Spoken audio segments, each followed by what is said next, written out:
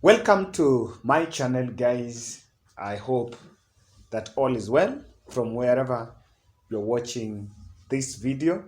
Today is a very significant day because the BBI appeal case is going on at the Court of Appeal, and of course we are still following up on that. I came here for a very critical analysis. And let me start by saying and repeating myself. The architect of Raila Odinga's presidency is the left-handed man in Statehouse, Uhuru Kenyatta.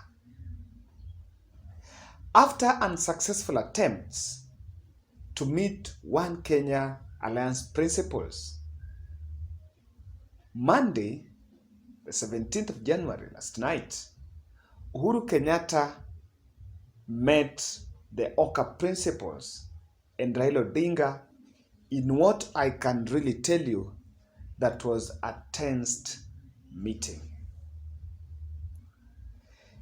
I'm saying because the first attempt by President to meet OKA chiefs was when he invited the Azimio la Umoja MPs in State House last week. Then he invited the Azimio la Umoja MPs and also invited the OKA principals. Now they skipped that event.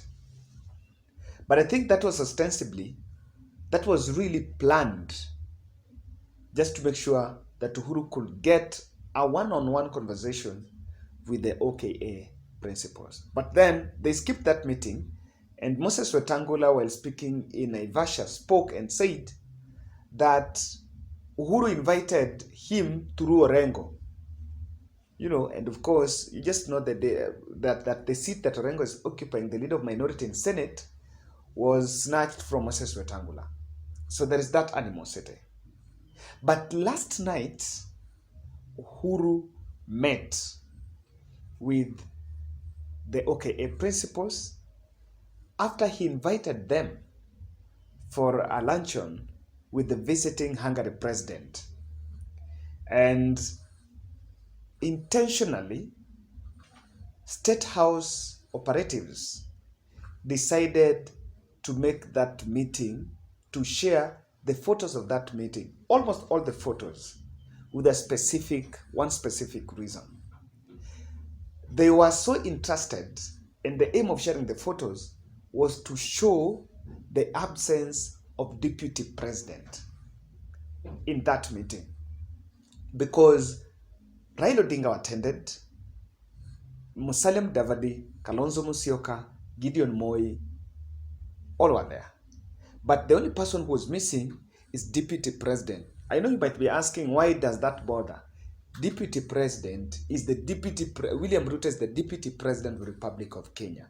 His absence in that meeting cannot go without an interpretation. So they wanted to share and show that, you know what? William Ruto is not part of us. Before I analyze on the objective of that meeting, just take a few seconds and listen and watch this video. We have been unable to hope with the signing of additional protocols to our existing countries. Indeed, throughout the day and also this evening, countries. This visiting historic relationship and the establishment of the Hungarian diplomatic mission in Central Europe, and I do believe that too will go a long way towards strengthening our ties. Let it be known here that Uhuru Kenyatta's preferred presidential candidate in 2022 is the 78-year-old, a man from Bondo, Raila Odinga. And people have been asking, why is it that Uhuru is so obsessed with Raila presidency?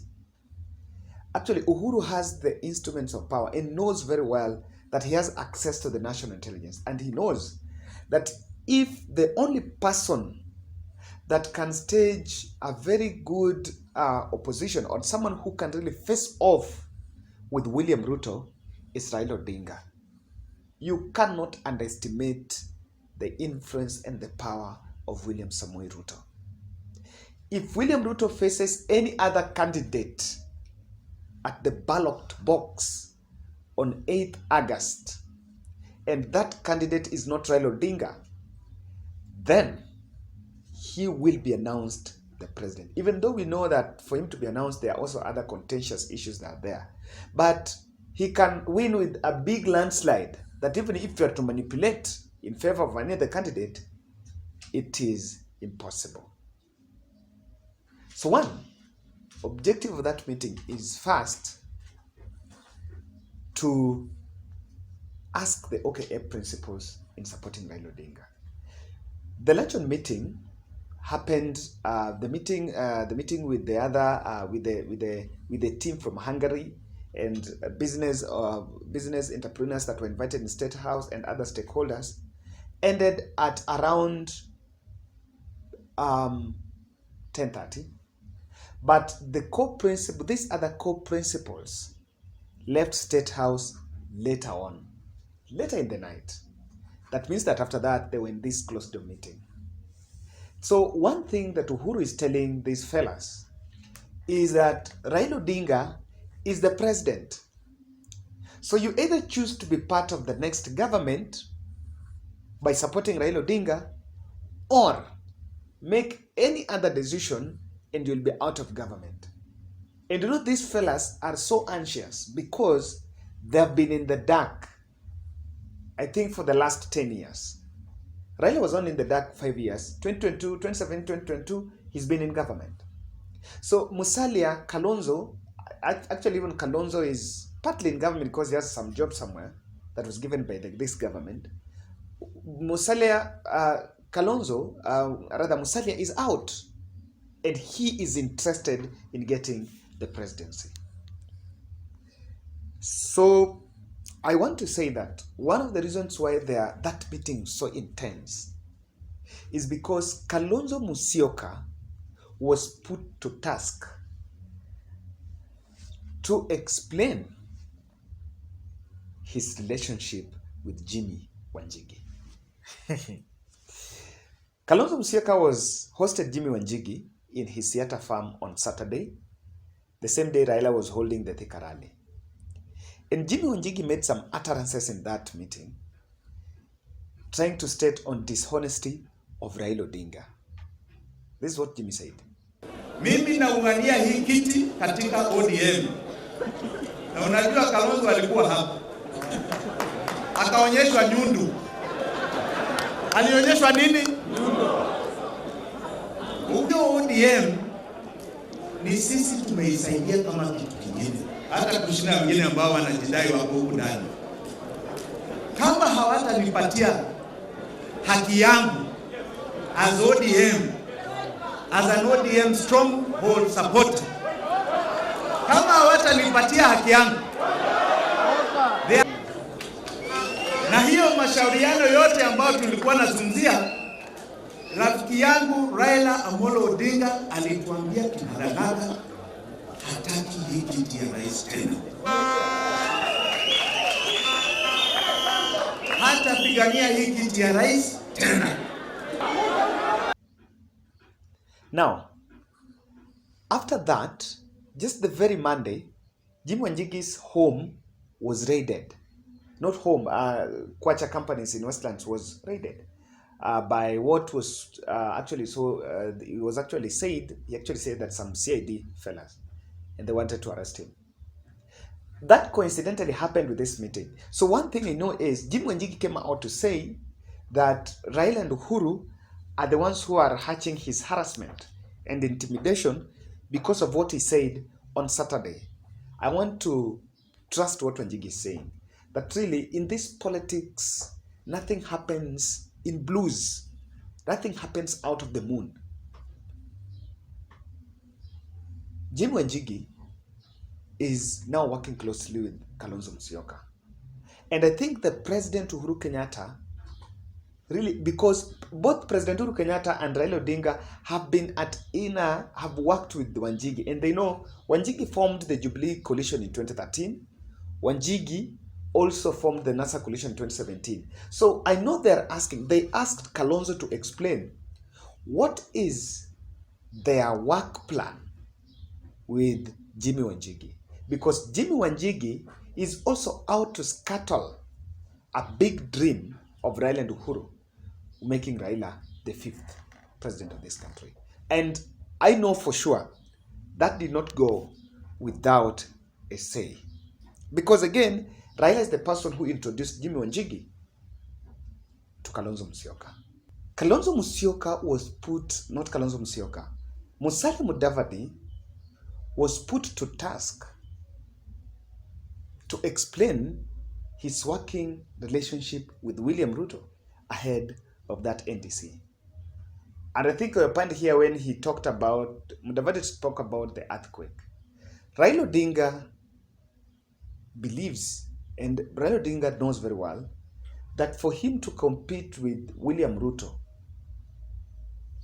he must maintain his 6 million traditional fan base.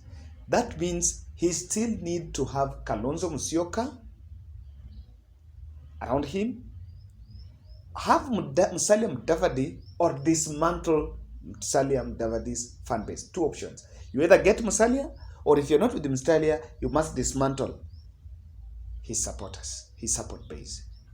So they were also, Musalia was also asked whether he's going to work with William Ruto. And because, William Ruto is an enemy of the 2 gentlemen of Raila and Uhuru. But again, Musalia does not have a problem with William Ruto. Kalonzo Musyoka may not have a problem with William Ruto. Actually, Kalonzo Musyoka does not have a problem with anyone. Kalonzo Musyoka only has a problem with his governors in Ukambani. But he doesn't have a problem with William Ruto, doesn't have a problem with Raila Odinga. But I think President also wanted to understand whether Musalia Mudavadi is willing to support Raila Odinga. Because that, for them, is something that is very critical. As to whether they will be subdued, they will be overwhelmed, and take that direction, we will know with the time. The determinant of that meeting, the success of that meeting, is only time. Another issue that I think was also contentious there was on the BBI. If there is something that is very close to the heart of President Uhuru Kenyatta, is the Building Bridges Initiative. And Raila Odinga's campaign and 2022 presidency is actually harbored around the BBI.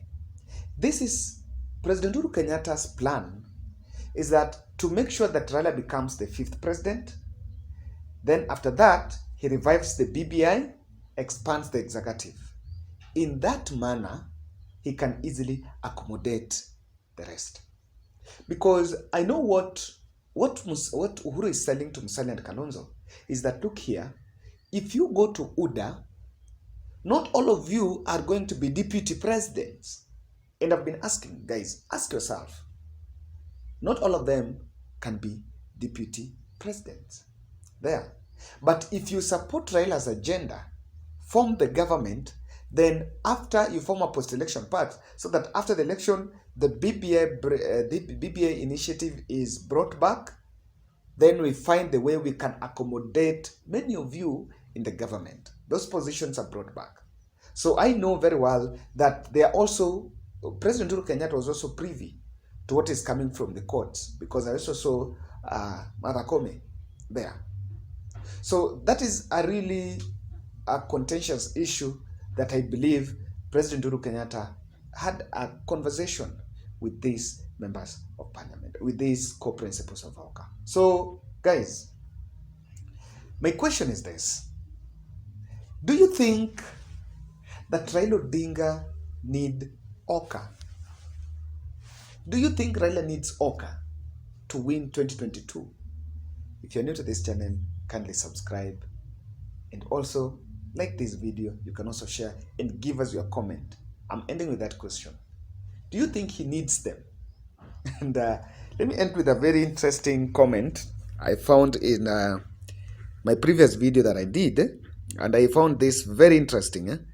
Someone was asking, someone called Benedict Nyamwanga. Ben Nyamwanga said, what is the difference between Musalia and Kalonzo other than their names and physical appearance?